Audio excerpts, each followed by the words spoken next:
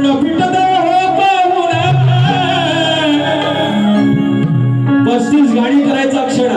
35 गाणी गाव गावावरती रत्नागिरी जिल्ह्यातली